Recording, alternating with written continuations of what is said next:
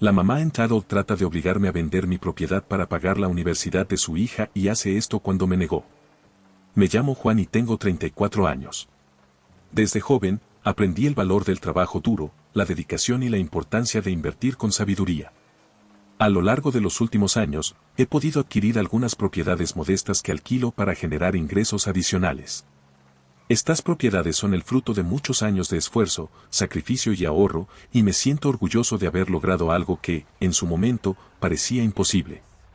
No vengo de una familia adinerada. De hecho, mis padres siempre fueron trabajadores de clase media, personas sencillas que apenas ganaban lo justo para cubrir los gastos del día a día. Crecí viendo a mis padres trabajar largas jornadas.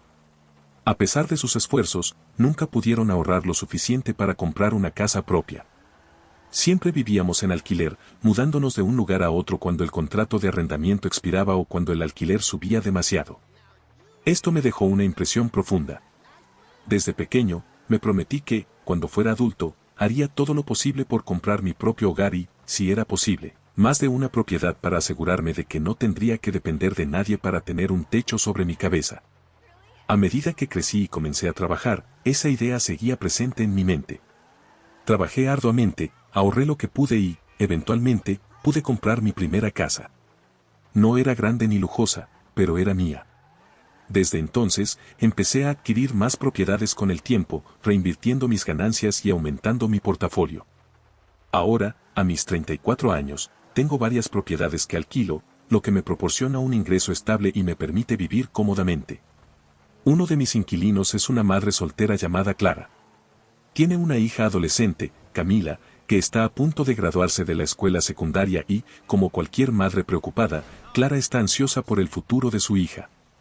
Desde el primer momento en que conocí a Clara, noté que tenía una actitud algo exigente. Siempre encontraba algo que criticar sobre la casa que alquilaba, ya fuera la presión del agua, la pintura de las paredes o el tamaño de las ventanas. A pesar de sus constantes quejas, siempre he sido un propietario bastante comprensivo y he intentado resolver sus problemas cuando era posible. El verdadero problema surgió cuando Clara se enteró de que había adquirido otra propiedad en el vecindario. Se mostró extremadamente interesada en ella, tanto que un día me llamó para invitarme a tomar un café en su casa. Pensé que, tal vez, quería discutir algo relacionado con el alquiler o con algún arreglo en su hogar.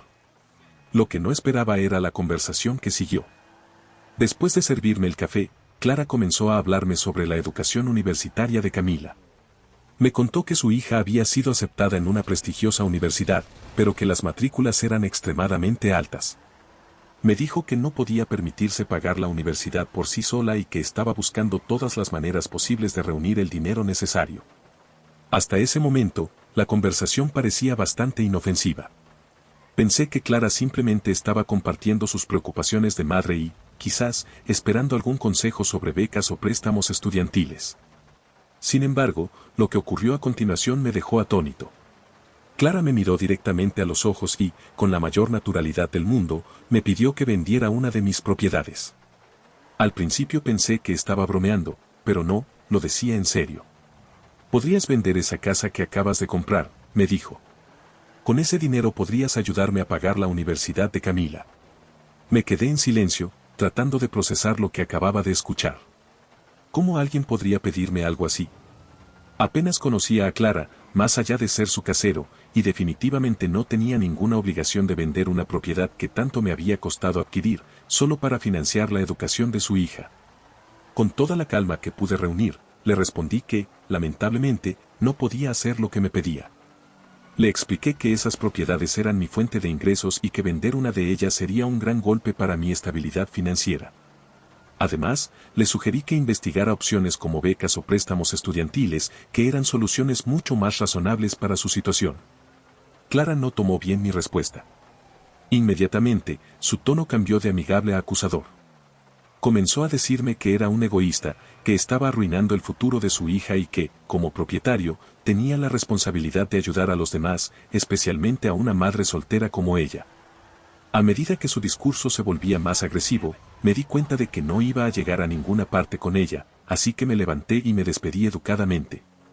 Pensé que ahí terminaría todo, pero no a partir de ese día. Clara comenzó una campaña en mi contra. Primero, empezó a dejar comentarios pasivo-agresivos cada vez que nos cruzábamos. Decía cosas como, algunos prefieren acumular propiedades mientras otros luchan por el futuro de sus hijos, o es triste ver cómo algunos se enriquecen a costa de los demás. Luego, las cosas se pusieron aún peor. Unos días después, noté que mi buzón estaba lleno de cartas anónimas. Al principio, no les presté mucha atención, pero luego me di cuenta de que todas contenían mensajes similares, me llamaban codicioso, insensible y un mal vecino. Estaba claro que Clara estaba detrás de esto, tratando de poner a los demás en mi contra. El colmo fue cuando un día, al salir de una de mis propiedades, encontré que alguien había pintado "Vende para el futuro de los niños" en la fachada de la casa. No había dudas de que esto también era obra de Clara o alguien de su entorno. Decidí que ya era suficiente. Fui a la policía y presenté una denuncia por acoso. No quería escalar el conflicto, pero tampoco podía seguir permitiendo que Clara me intimidara de esa manera. Después de la denuncia, las cosas se calmaron un poco, aunque Clara todavía me lanzaba miradas asesinas cada vez que nos cruzábamos. Finalmente, hablé con un abogado y le expliqué la situación. Él me recomendó enviarle una carta formal a Clara, pidiéndole que cesara cualquier tipo de acoso o enfrentaría consecuencias legales. En cuanto recibió la carta, Clara se calmó por completo. No volvió a dejarme mensajes ni a causar más problemas. Con el tiempo, Camila se fue a la universidad. No tengo idea de cómo lograron financiar su educación, pero supongo que finalmente recurrieron a las becas o préstamos que le sugerí desde el principio. A pesar de todo lo que sucedió, aprendí una valiosa lección sobre los límites y la importancia de proteger lo que tanto me costó conseguir. Mi historia con Clara fue un recordatorio de que no siempre podemos complacer a los demás, y que no debemos permitir que las personas nos hagan sentir culpables por tomar decisiones que son mejores para nuestro bienestar y estabilidad. Aunque fue una experiencia desagradable, me siento más fuerte y más seguro de mí mismo por haber enfrentado la situación con firmeza y sin ceder ante las demandas irrazonables.